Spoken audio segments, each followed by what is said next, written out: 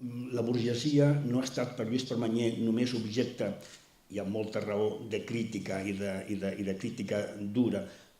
També ens ha deixat coses interessants, maques, i això és el que ell ha sabut posar a la llum. El Molino, jo diria que Chequi la mà qui no ha estat el Molino, dels que estem aquí, el Molino ha estat una de les seves també descobertes. Sembla ser que els companys de l'avantguàrdia tots passaven per Molino, acompanyats de Lluís Permanyer. Què més coses? També ha estat capaç de criticar les coses que es fan malament a Barcelona. Té un llibre sobre la Barcelona lletja, aquella Barcelona que no té gust. Els pisos, les cases de l'Eixample, per exemple, que se sobreedifica sobre elles. Fins i tot, no sé si us recordeu de La Favorita, els mobles, aquella casa de mobles que hi ha al carrer Urgell. Per Lluís Permanyer això no té encant. Hi havia. Qualsevol cosa que hi ha a Barcelona, Lluís Permanyer és l'arxiu ambulant culte de la ciutat. De manera que, un últim exemple, té un llibre sobre les escultures de Barcelona, que és el que d'alguna manera em va donar també peu a mi per parlar de les escultures d'Esplugues, que és una riquesa per la ciutat. Us deixo amb en Lluís Permanyer, la Barcelona de l'Extraperlo. Moltes gràcies. Señoras y señores, España es un país privilegiado que puede abastarse a sí mismo. No tenemos necesidad de importar nada. Això ho deia, aquestes paraules solemnes, el Franco el 1938, és a dir, en plena guerra civil. I quan va acabar la guerra va complir el que havia anunciat. I aleshores va implantar un sistema econòmic que es deia autarquia. Autarquia que no era inventada aquí, sinó que era simplement copiada d'Itàlia, que l'havia implantat el Mussolini, el donar el cop d'estat i començar a governar en aquell país.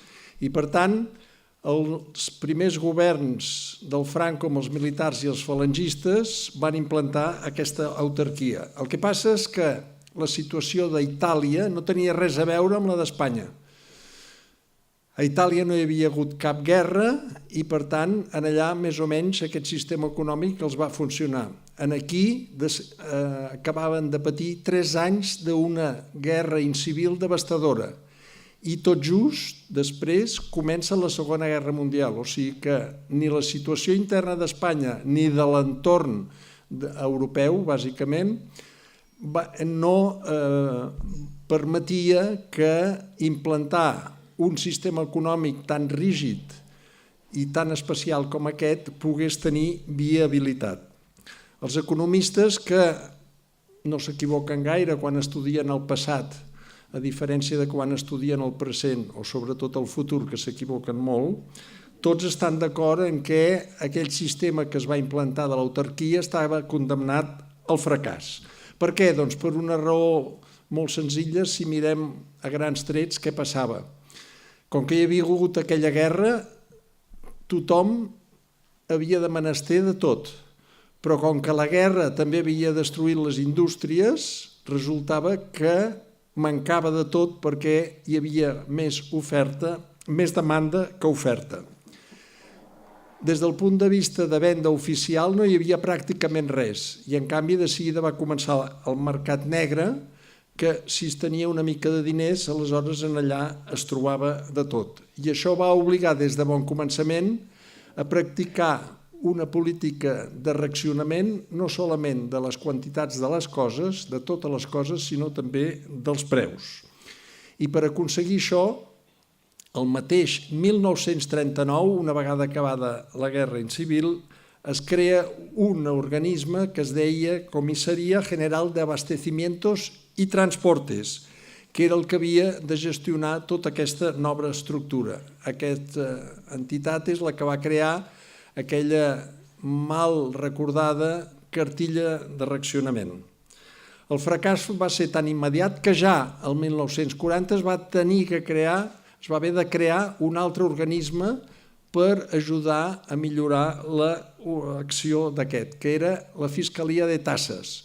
Així com l'altre era de distribució i desenvolupament, aquest era de règim policíac, per sancionar i perseguir tots aquells que no complien totes les lleis i les ordenances que s'havien dictat per mantenir aquesta autarquia. I a més, es convidava a que el ciutadà practiqués la denúncia per poder castigar amb aquells que no complien.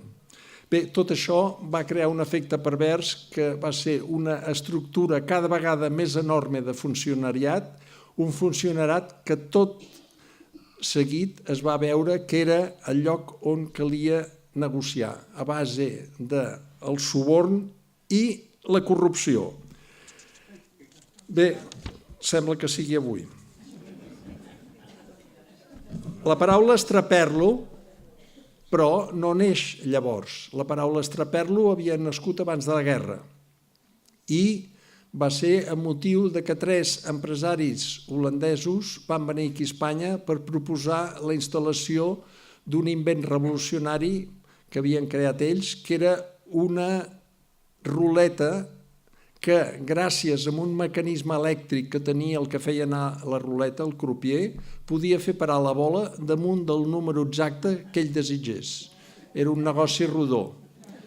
Llavors, per implantar això, calia subornar.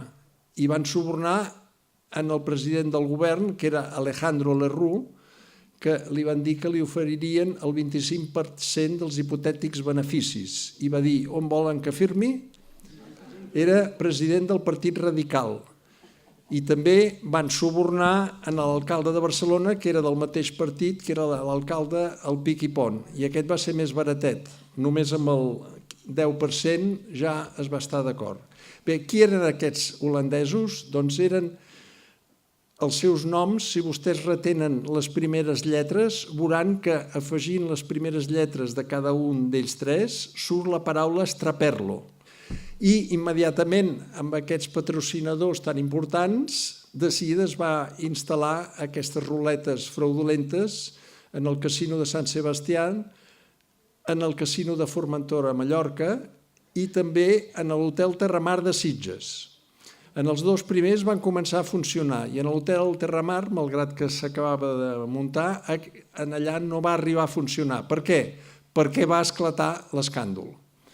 I l'escàndol va ser una cosa tremenda en la que la premsa va començar a explicar els detalls de tot això. I llavors el president de la República, el Niceto Alcalá Zamora, que no tenia res a veure amb tot això, va cridar al senyor Strauss i li va dir, escolta, heu de plegar, i l'altre va plantar cara i va dir, ho penso explicar tot i per tant jo no penso dir res, o sigui que tinc moltes coses per explicar. Llavors es van espantar i el president del Consell de Ministres, el Lerroux, que era molt conegut a Barcelona perquè amb la seva campanya obrerista per fundar el partit era conegut com l'emperador del paral·lel, o sigui que ja imaginin-se quins antecedents, doncs va dimitir, també va dimitir l'alcalde de Barcelona.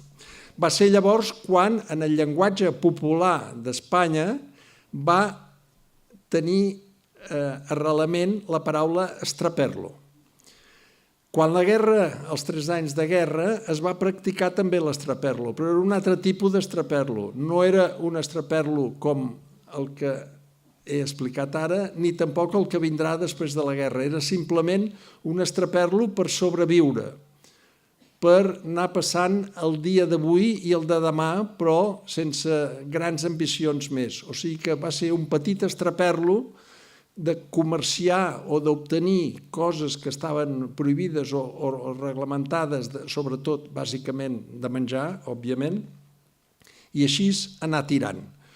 Però quan la paraula estraperlo realment s'imposa i la societat, aquesta manera d'actuar s'instal·la una mica dintre de tots els aspectes del moment, és en la immediata postguerra i durant uns quants anys, provocat precisament a causa de la situació que havia generat el sistema econòmic de l'autarquia. tots els aliments estaven regulats, tant els preus com les quantitats. I, a més, també hi havia aquelles cartilles de racionament. La situació la descriu un editorial que va publicar el Diari de Barcelona l'any 40 ja, i que no era gens sospitós de portar la contrària al règim, perquè el seu propietari era l'alcalde de Barcelona, Miquel Mateu i Pla, que havia posat la seva fortuna a disposició del Franco perquè guanyés la guerra. I, per tant, un dels agraïments va ser nomenar-lo ja l'any 39, va ser el primer alcalde de Barcelona, després va ser ambaixador a París, etc. Doncs bé, aquest editorial deia, entre altres coses, l'any 40, textualment deia: «Preferible ayunar que comer el pan que se fabrica. Sin pan no se puede mantener el orden ni la paz». O sigui que hi havia pocs aliments i a sobre dolents. Aquesta situació encara es va mantenir molts i molts anys. Jo recordo a finals dels anys 50 haver llegit publicat en els diaris una notícia de l'agència oficial, perquè llavors encara hi havia censura, i l'agència oficial deia que havia estat un any excepcional gràcies a les pluges i hi havia hagut una collita de pomes i de peres extraordinària i que es dedicava a cada una de les classes de pomes i de peres, cada una de les classes anava destinada a un mercat exterior. Anava dient, doncs, Anglaterra, Alemanya, Holanda, etc. I a l'acabar el llistat deia: i la classe denominada, cometes, rebuig, cometes, serà destinada al mercado interior. O sigui que això ja havia quedat una mica com arrelat. Degut a aquesta situació, que hi havia manca de tot, però que si la gent sabia navegar per aquests mons era fàcil fer coses que portaven guanys immediats, va ser quan la imaginació mediterrània i del nostre país va començar a funcionar i els més espavilats van començar a actuar. Els primers que van començar a actuar, per exemple, eren els de pagès quan venien a Barcelona. Trens plens de pagesos carregats de grans paquets i que quan mancaven menys d'un quilòmetre per arribar a les estacions d'entrada dels ferrocarrils a Barcelona, obrien les finestres i ho tiraven tot cap enfora, perquè a peu de via hi havia un contacte d'ells que recollia aquells bultos i se'ls emportaven cap als magatzems per des d'allà derivar-ho al mercat negre. Perquè si haguessin entrat amb aquells bultos a l'estació, allà els esperava la Guàrdia Civil o la policia i els hi haurien multat i els hi haurien decomissat tot allò perquè aleshores ells s'haurien revenut segurament en el mercat negre. Mai com llavors va haver-hi tants geperuts a Barcelona. Falsos geperuts, esclar. Mai com llavors va haver-hi tantes prenyades a Barcelona. Falses prenyades, evidentment. Mai com llavors els sastres van treballar fent uns folrats interiors especials per les gabardines i els abrics amb unes butxaques, amb unes formes especials, segons la mercaderia que el que portava aquella peça d'abric tractava. Fins i tot també van aparèixer cadires de rodes en les que l'únic que era de debò eren les rodes, perquè tota la resta de la cadira estava plena d'amagatalls i de doble fons. Bé, un ambient molt propi d'aquell tipus de pel·lícules que ens agradaven tant d'Albert Langa, que reflectia aquests anys tristos i grisos de la postguerra. Mai va faltar tabac, perquè van fer una cartilla per al fumador, però aleshores hi havia gent que fumava menys i es revenia el que li sobrava, o bé deixava de fumar i es revenia el que li permetia la cartilla. Segons el règim franquista, la dona no fumava i, per tant, mai van crear una cartilla de fumadora.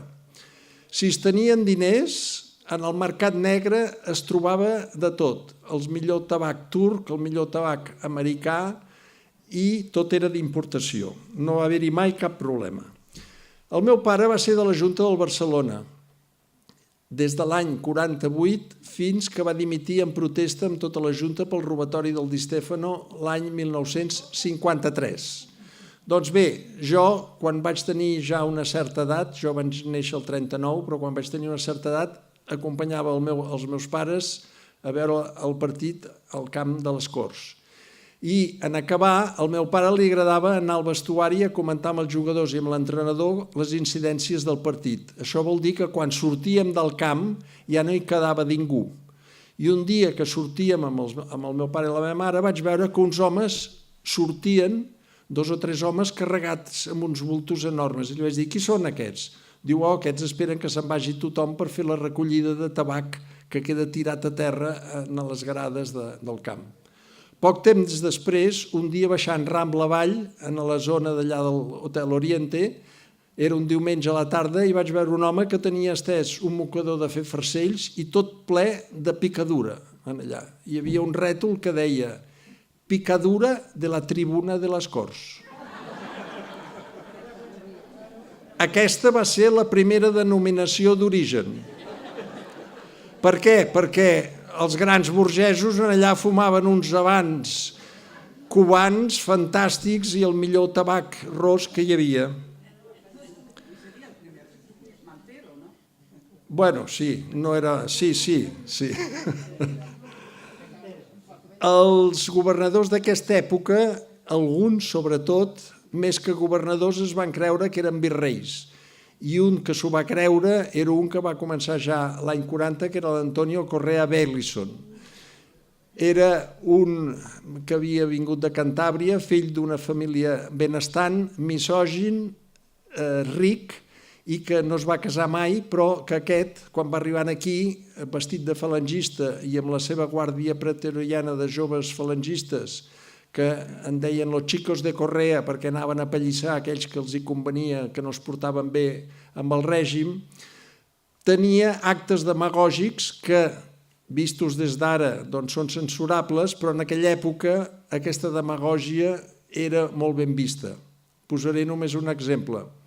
Feia 3 dies que no hi havia oli a Barcelona i en assabentar-se el governador que acabava d'arribar un tren carregat d'oli i que feia una parada tècnica a Barcelona per continuar cap a la destinació, no sé quina ciutat d'altres províncies, va ordenar que el tren no es mogués de l'estació, va enviar els seus camions, va fer descarregar tot l'oli i va fer repartir l'oli per Barcelona. Òbviament, aquest tipus d'actuacions eren molt ben vistes.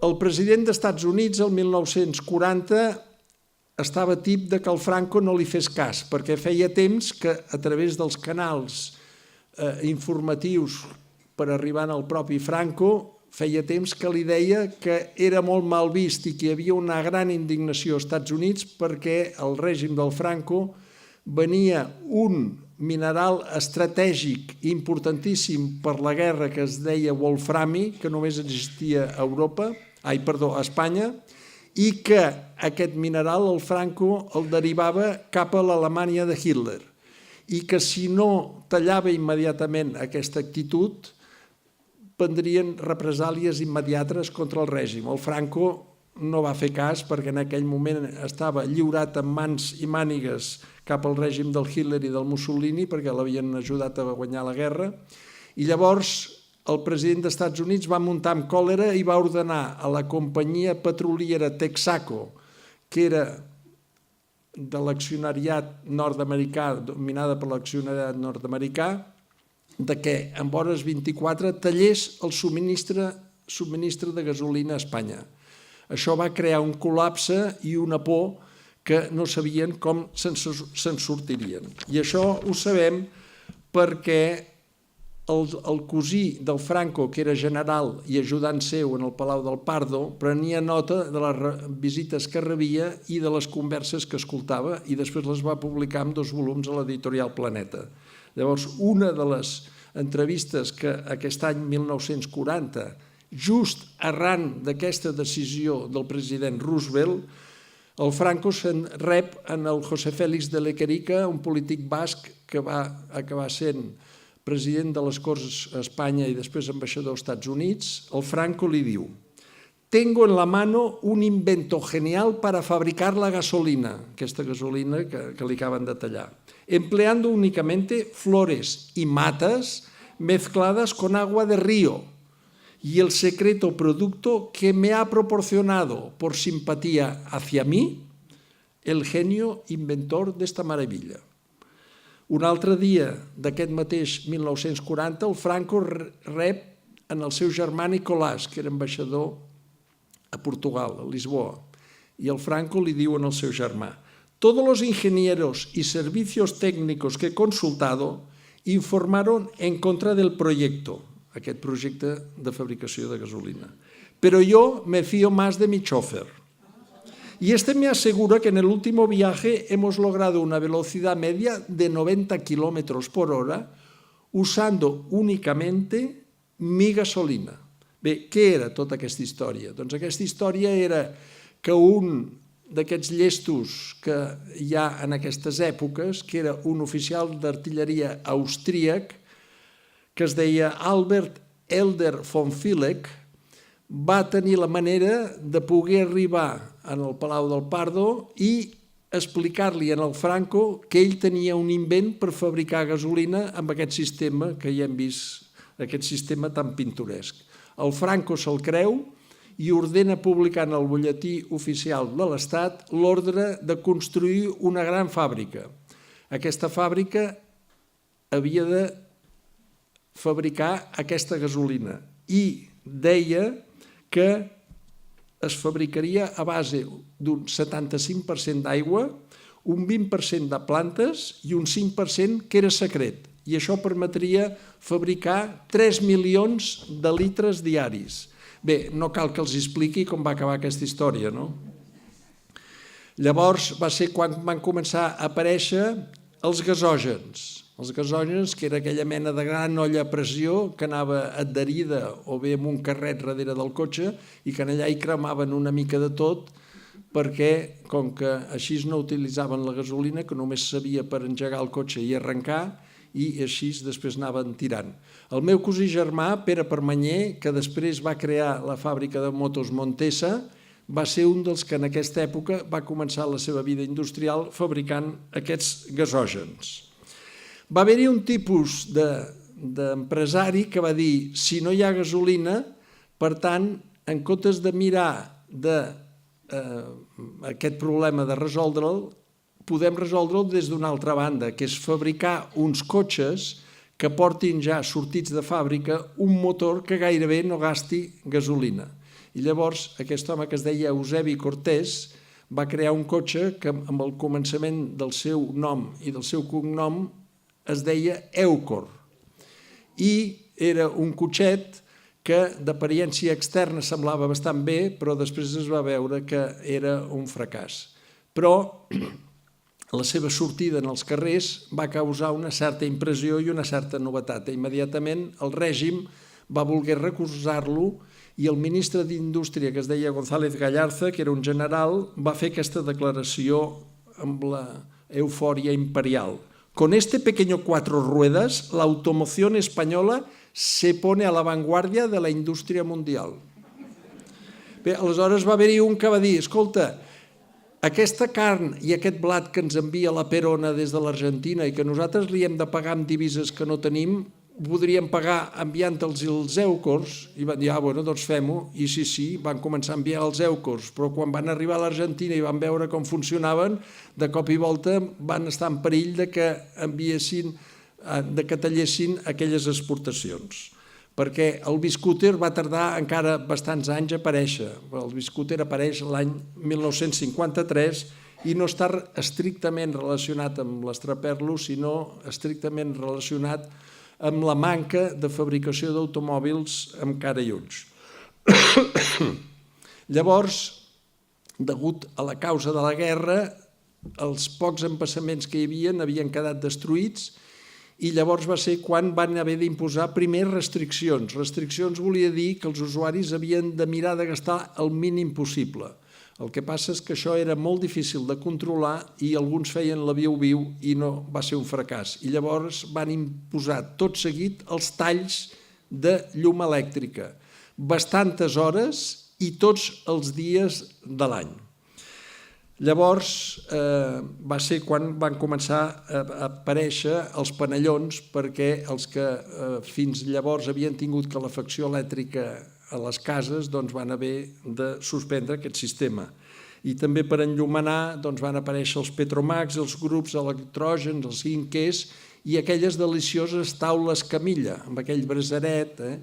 I llavors la gent, els burgesos de l'Eixample, que sempre han volgut presumir dels grans pisos que tenen, quan venen gent de fora o bé volen convidar amb algú, sempre la primera vegada ensenyaven la casa. I aquella vegada, als anys 40, van venir uns parents de Madrid i els hi van ensenyar la casa i han acabat, diu, i aquí, veis, aquí tenemos el salón.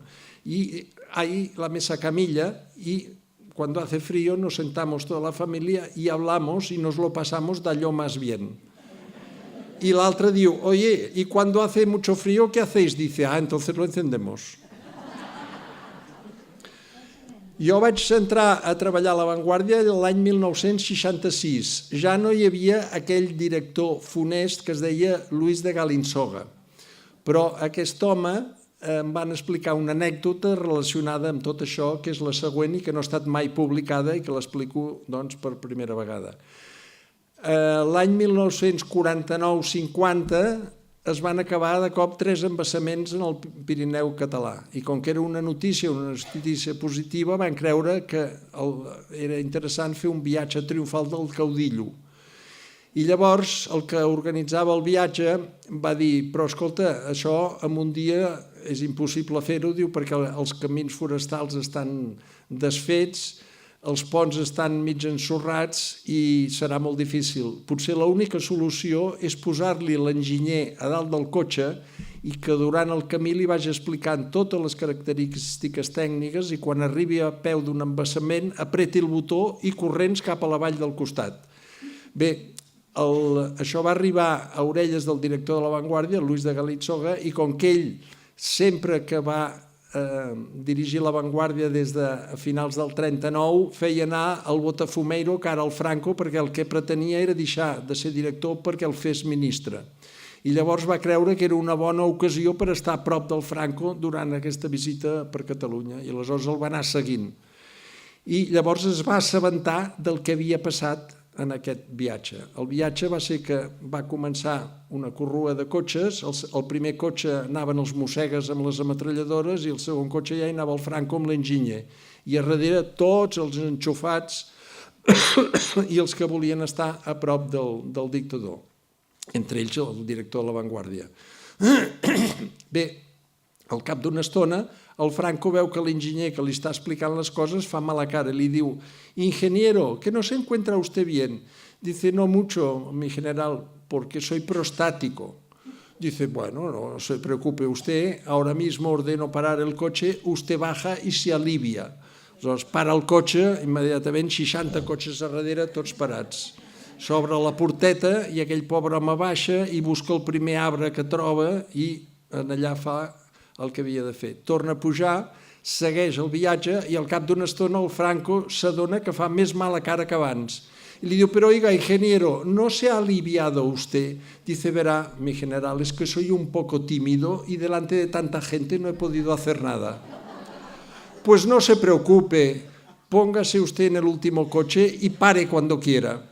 I, clar, aquesta història tan divertida va arribar a orelles del director de La Vanguardia i l'endemà, quan va fer el reportatge de 2 pàgines de La Vanguardia, va acabar dient «Y durante todo el día su excelencia no ha tenido ni necesidades físicas», perquè era una manera de que semblava com si fos un enviat de Déu. Recordin que al cap d'uns anys van encunyar unes monedes de níquel, uns duros, que deia «Caudillo por la gracia de Dios», i els antifranquistes deien «por una gràcia de Dios». En aquesta mateixa època es van enderrocar 2 edificis només per practicar l'estraperlo. Un d'ells era un edifici arquitectònic i històricament important, que era el Palau de Belles Arts, que era, després de passar avall a l'Arc de Triomf, a mà dreta, era l'edifici en el que s'havien fet tots els actes protocol·laris i solemnes de l'Exposició Universal de 1888, entre ells la inauguració amb la reina regent i un Alfons XIII nen allà assegut en un coixí que devia tenir 2 anys i pocs mesos. Doncs bé, aquest edifici a l'any 42 no tenia cap problema i el van enderrocar. Per què? Doncs perquè tota l'estructura era de ferro i en aquell moment a Europa i a Espanya no hi havia ferro i era un bon negoci. I l'altre edifici important que es va enderrocar també sense cap necessitat era el Teatre Circ Olímpia, que quan va ser inaugurat l'any 1926 era tècnicament el teatre circ més modern d'Europa. I l'any 46, que estava en perfecte funcionament i el meu pare m'hi portaven allà per veure els espectacles, el van enderrocar també per vendre's tota l'estructura de ferro. Cal recordar que l'alcalde de Barcelona era el Miquel Mateu i Pla, que el seu pare ja era un important empresari de la compra-venda de ferro. Bé, amb imaginació, en aquesta època, i una mica de gràcia, es podien fer unes grans fortunes sense cap esforç i amb una rapidesa extraordinària. El que passa és que al mateix temps n'hi havia altres que s'arriscaven una mica només per sobreviure un dia o 2. Recordo un dia que vaig acompanyar la meva mare a la boqueria i de cop i volta va haver-hi unes corredisses i eren unes gitanes falses prenyades perseguides per la policia, perquè en les faldilles, en comptes de portar una criatura, si s'aixecaven aquelles faldilles, unes portaven tabac ros i els altres pa blanc. Així doncs, els que practicaven aquestes grans operacions feien aquestes fortunes i aquests que feien aquestes petites trampetes doncs recollien simplement les escorrialles. En aquesta època s'implanta el portal a doble comptabilitat, però ràpidament, que és el que està fent ara el PP, aquesta comptabilitat B, però ràpidament es van donar compte que això era perillós i alguns van implantar la tercera comptabilitat. Però llavors passava que en algunes grans indústries o grans negocis, el comptable un dia anava a trobar l'amo i li deia: escolti, si vostè no em paga aquesta quantitat, me'n vaig a denunciar-lo a la Fiscalia de Tasses. I gairebé sempre pagaven perquè era més barat pagar amb aquell poca vergonya que no pas que caigués una multa i alguna cosa més per part del règim. Mai com llavors les galeries d'art van vendre tant. Per què? Doncs perquè quan s'acabava una exposició que ja portava uns 15 dies que s'havia inaugurat, a l'últim dia que s'havia de tancar definitivament, quan faltava mitja hora, apareixia un personatge que demanava per l'amo.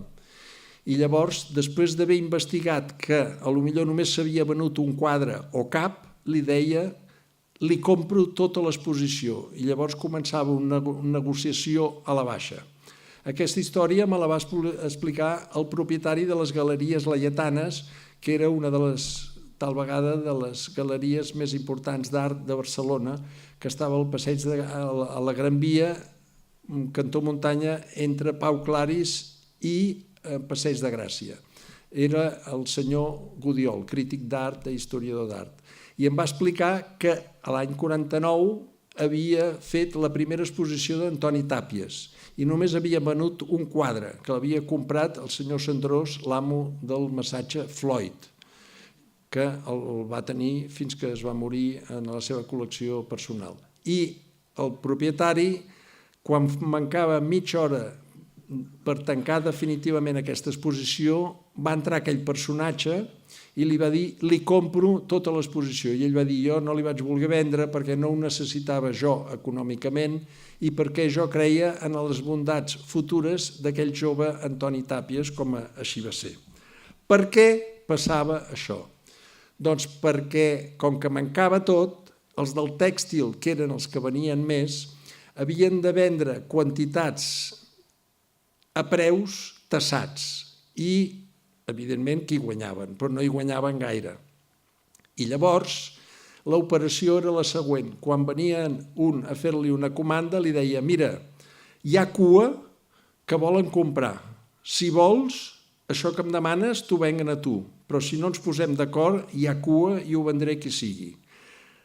Aquesta quantitat de tèxtil que vols te l'he de vendre al preu oficial, ho accepto, però si et venc això, t'haig de vendre aquells 10 quadres d'allà. I en allà, com que allò no estava fiscalitzat, en allà es podia posar el preu que es volgués. Eren les dreceres que sempre es troben en aquestes situacions. No cal dir que en aquesta primera època de postguerra els fabricants i sobretot els cotoners van ser els que van guanyar els diners a cabassos. Deia que la Fiscalia de Tasses era la que vigilava a veure si hi havia els extraperlistes actuant i, malgrat que de vegades era gent important de la societat barcelonina i catalana, també se la carregaven igual com l'any 39 l'Eusebi Bertran i Serra, d'una gran família de l'alta burgesia tèxtil i lligada amb el partit del Cambó, va ser detingut i va passar 2 mesos a la presó. I a la ciutat castellana de Palència es va crear un petit camp de concentració per tota aquesta colla d'empresaris que anaven detenint. Però bé, ni les multes ni els empresonaments van acabar amb l'estraperlo. I llavors també hi havia l'altra cara, la cara de la misèria, que eren els que no se'n sortien. I per això el dibuixant Ibáñez va crear un personatge que es deia Carpanta, que reflectia aquesta situació. Era un pobre desgraciat que tenia una gana que s'aixecava i que quan estava a punt de cruspir-se un filet amb patates o un bon plat de sopa, li passava una desgràcia i es quedava sense poder-s'ho menjar. Això va entrar, com la paraula estraperlo, en el vocabulari popular i encara jo he sentit dir, encara amb algú d'una certa edat, avui tinc una carpanta.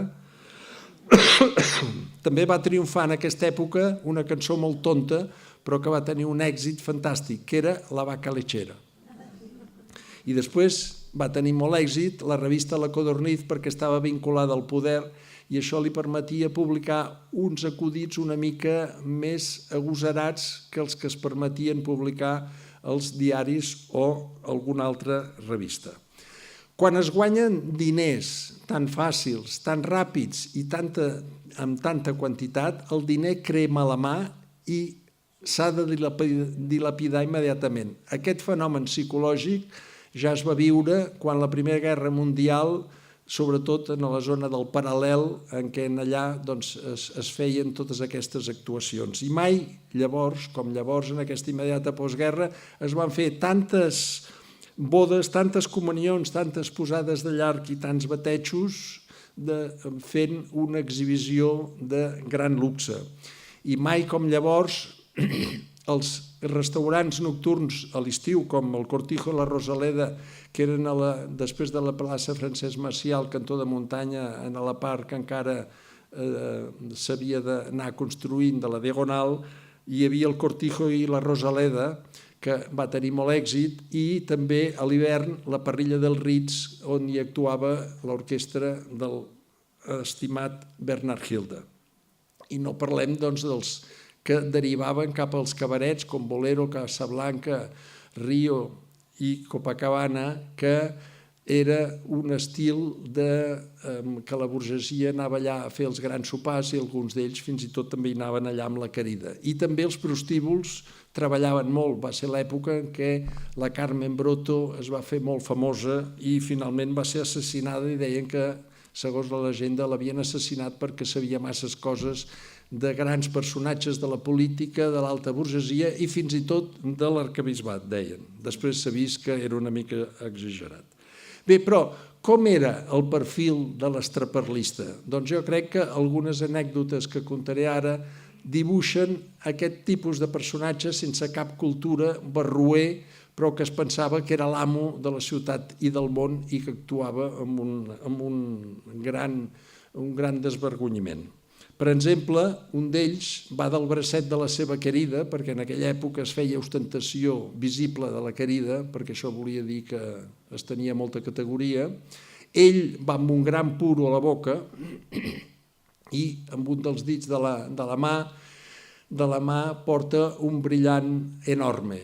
I del bracet d'ella entra la joieria Roca, que llavors era una de les millors joieries de Barcelona, en el xamfrà de Passeig de Gràcia a Gran Via, on ara hi ha en el mateix lloc la joieria Tous, s'acosten al primer taulell i li diuen al venedor, sense treure's el puro de la boca, li diu, assenyalant a la querida, diu, foti-li una mica de tot.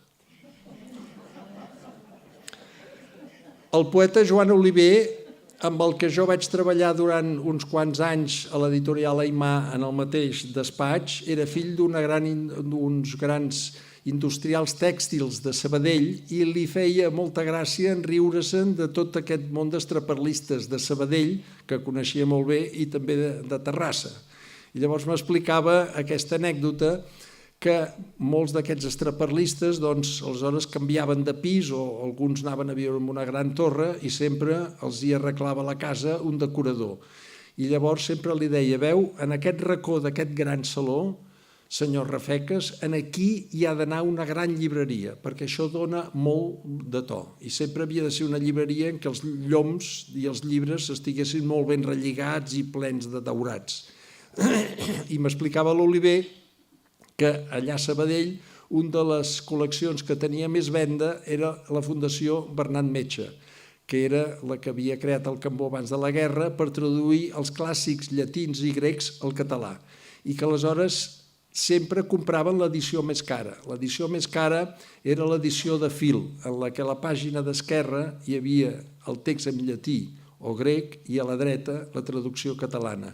I el ser estampat en paper de fil no era guillotinat, i llavors simplement es plegava el llibre, el qual vol dir que quan volies llegir un llibre, que sobretot això es feia amb llibres de poesia, doncs havies d'agafar un ganivet.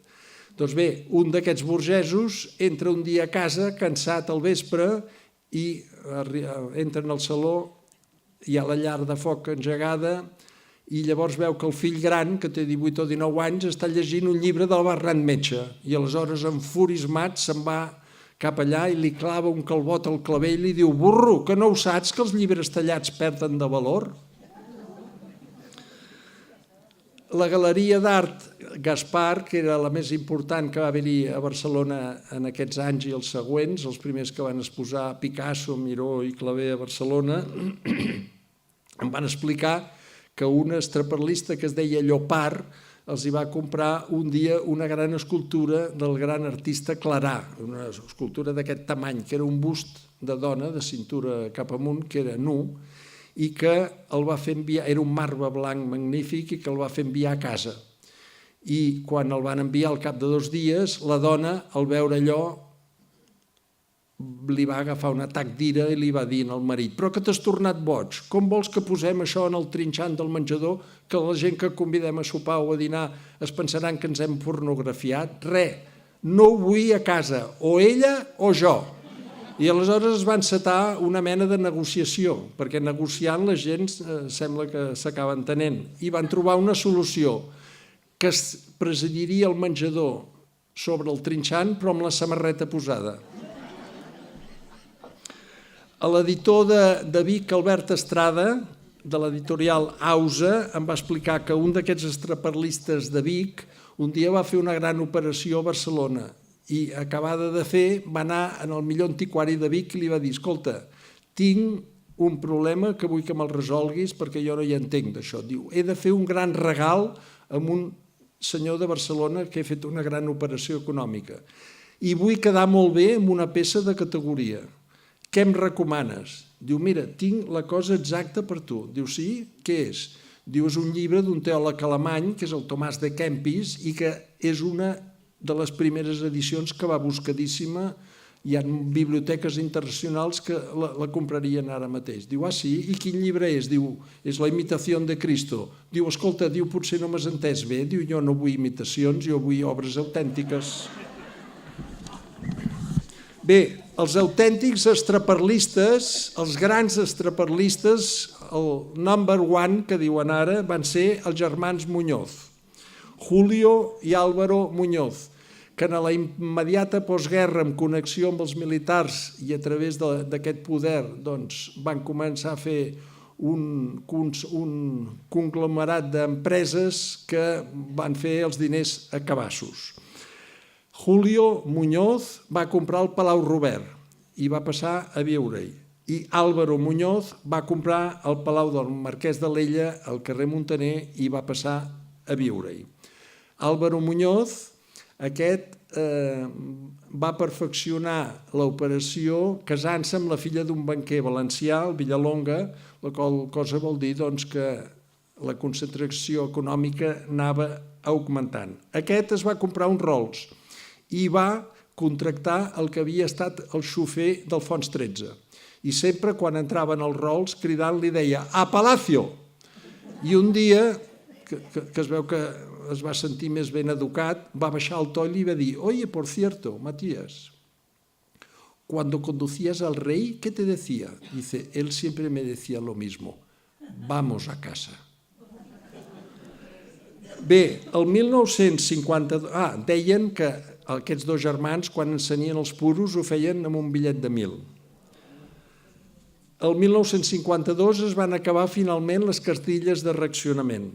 El 1958 es van acabar els talls elèctrics, però no ho va publicar cap diari, perquè des de feia 3 anys el director general sempre reunia la premsa per anunciar-los que aquell any s'acabaven les restriccions i, com que no es complien, aquell any no el va creure ningú.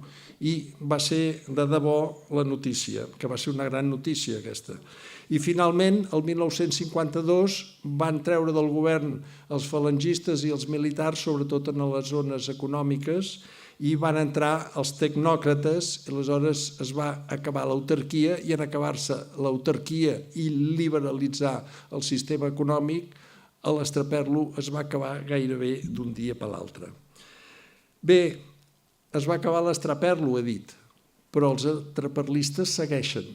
La prova és que les filles de don Álvaro Muñoz han seguit fent estraperlo i concretament primer amb el seu pare, no acceptant el testament que va fer a Suïssa en què deixava aquest palau del carrer Muntaner i tota la gran col·lecció, que era una col·lecció excepcional d'obres d'art a base de grans mestres de la pintura universal, perquè era una col·lecció que ell havia comprat d'un gran col·leccionista dels anys 20, és quan no accepten aquest testament, l'impugnen i no volen cedir aquest palau. Finalment l'Ajuntament, amb els plets que ha anat interposant i no baixant la guàrdia, ha pogut prendre possessió d'aquest palau i quan va entrar es va trobar que no hi havia res de tota aquella riquesa artística. I per tant, el plet del palau s'ha acabat,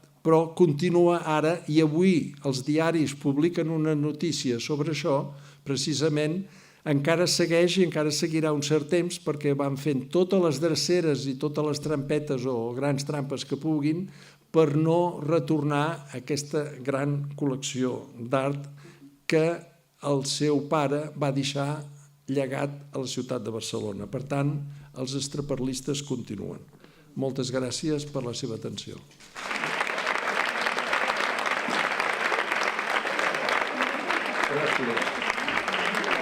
La zona de Bilbao era zona industrial muy deprimida y entonces lo normal, el extraperlo se realizaba entre la zona de Castilla, que en cuanto a cereales, en cuanto a ganado y todo esto había mucho. Había un ferrocarril que llamaban el ferrocarril de la Robla, que salía de la Robla y que es un ferrocarril que se hizo para servir carbón a las fundiciones de Bilbao. Ese es un ferrocarril que va bordeando las montañas con un montón de curvas. Entonces había ojeadores a lo largo de la línea de ferrocarril, desde la parte alta de la meseta, desde la zona del norte de Burgos, hasta que está a unos 60 o 70 kilómetros de Bilbao, y había ojeadores que avisaban de si estaba la Guardia Civil en todo ese tramo. Si estaba la Guardia Civil, los sacos de pan, de cereales o de legumbres volaban desde debajo de los asientos del tren, de aquellos de madera y todo esto, y ya los recogerían luego en los bosques que hay hasta llegar a la zona de Balmaseda. Así es una cosa que yo he visto cargar el tren, cómo metían los sacos llenos de barras de pan, porque había incluso hasta una panadería en la propia estación, última estación de la provincia de Burgos. Provisiones per al mercado negro. Sí, sí, sí. Jo havia sentit que Vespa, la paraula, les motos aquestes, corresponia a una sigla equivalent a Villaverde, extraperlea, sin pagar aduana. Hi ha una cosa de certa d'això? Sí, perquè l'establiment de la fàbrica Vespa era accionista als pares del Villaverde. I aleshores hi tenien interessos. I precisament això fa referència a aquesta situació.